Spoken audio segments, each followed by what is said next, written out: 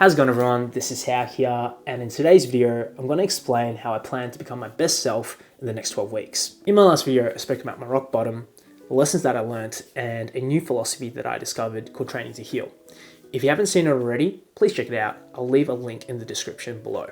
Now today, I'm officially launching Project Prime. Over the next 12 weeks, I'll be challenging myself to improve and maximize my physical health and well-being. I'll be diving deep into my training, my nutrition, and overall health, using a Training to Heal approach, which is an approach that drives motivation from self-respect rather than my previous methods of self-hate. But this isn't a plan with a guaranteed outcome. It's a personal experiment, and I'm the test subject. The hypothesis is simple. Can a Training to Heal approach effectively help me reach my goals?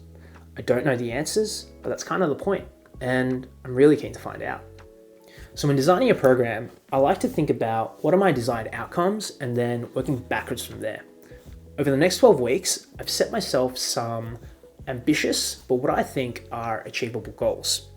And since I'm taking a Training to Heal approach, the outcomes are meant to be inherently flexible. You see, I don't want Project Prime to be this arduous, anxiety-producing program. Instead, I want to see if a more kinder, a more empathetic approach can still help me achieve my goals without all the negative self-talk. So without further ado, here's what I'm committing to today. Over the next 12 weeks, in order of priority, this is what I hope to achieve. 12% body fat, an increase in muscle hypertrophy and strength, increased cardiovascular fitness, improved sleep and energy levels, a reduction in pain, and an improvement in my mobility. And now that I've outlined where I'm working towards, let's see where I'm starting from. So I've considered a lot of different types of tools and measures to track my changes and outcomes, and the ones I've landed on are intended to be highly accessible. So if you're thinking of doing something similar, it shouldn't be too difficult to replicate. So for Project Prime, I'll be tracking both my body weight and my body fat percentage. To do this, I'll be using a body scale with bioelectrical impedance analysis. What this does is it shoots a weak, imperceptible electric current through the body, and since fat tissue and muscle have a different resistance to this electric current, it can differentiate between the two and provide a comparison. And while this isn't the gold standard when measuring body fat percentage, like a DEXA scan, I do believe that it has good enough reliability when comparing results to myself and to track the change in my body over the next 3 months. I'll also be taking photos to see the changes over time. So it's the 9th of September, and I'm currently at 90.9 kilograms. The scan also shows that I am at 17.1% body fat, and if we compare what my body looks like now to this visual guide, I would say that that number is pretty accurate.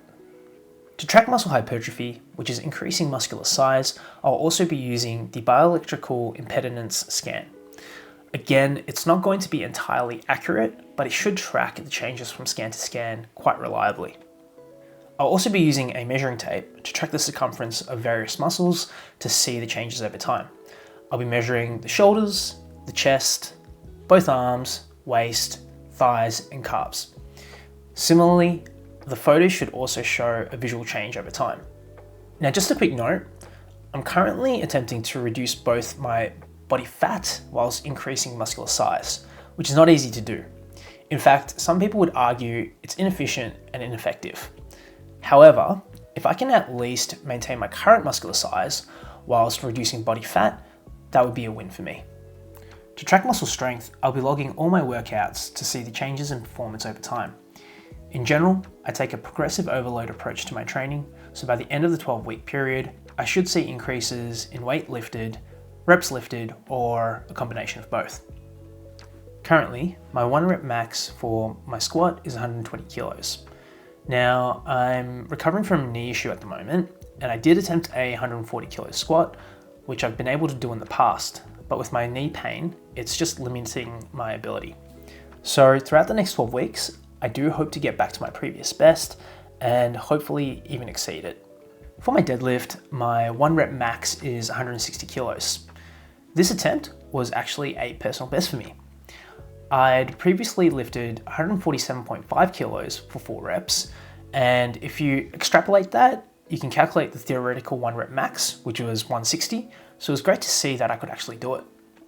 To track and measure my cardiovascular fitness, I'll be using something called the 6-minute run test.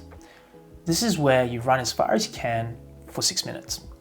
This is supposed to be a measure of your maximal aerobic speed, which indicates the fastest speed that someone can maintain while consuming their maximum amount of oxygen. I like to point out here that I'm not doing cardio for the purpose of losing body fat. The old adage of abs are made in the kitchen is true. I'm training cardio because I want to be fitter and healthier, not because I'm trying to lose weight. My sleep and my energy levels. So this is an area that I can really improve. I'm currently getting about 6 to 7 hours of sleep every night when I know I function better on 7 to 9 hours. I've got an Apple Watch that has sleep tracking functions, so I'll be using that to measure my sleep quality, and also I'll be keeping a daily journal of how much sleep I got, as well as my energy levels each day. As I've gotten older, I realized that both sleep and energy is so important. In fact, the older that you get, the more time you need to spend on recovery. So during Project Prime, it's certainly something that I'm going to be focusing on. Pain. As a physiotherapist, I'm pretty familiar with pain. And you may be shocked to hear that we too experience pain, despite having the expertise to manage it. I'm dealing with a few different issues at the moment. For example, my neck, upper back, lower back, right glute, right hip flexor, both knees, and both ankles. I'll be using a outcome measure tool called the Visual Analog Scale, which is a pain assessment tool, which will help me track my pain levels over the next 12 weeks. And lastly, mobility. So it's great to be big, fit, and strong, but if you can't move or have limited range of movement, you're severely limiting your functional ability.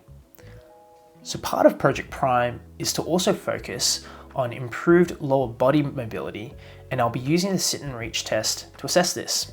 Over the next 12 weeks, I'll be using different protocols to try and improve my mobility, and this should also correlate with a reduction in pain levels.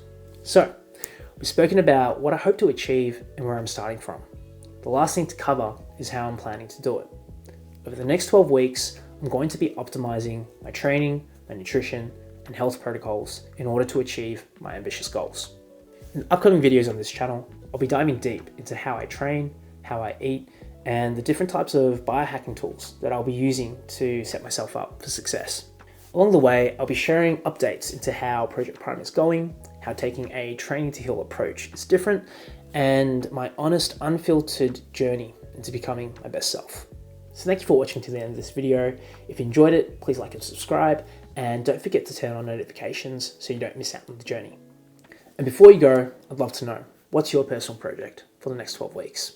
Leave me a comment below. I'm Hal, I'm training to heal. I'm super excited for Project Prime to start, and I'll see you in the next one. Cheers.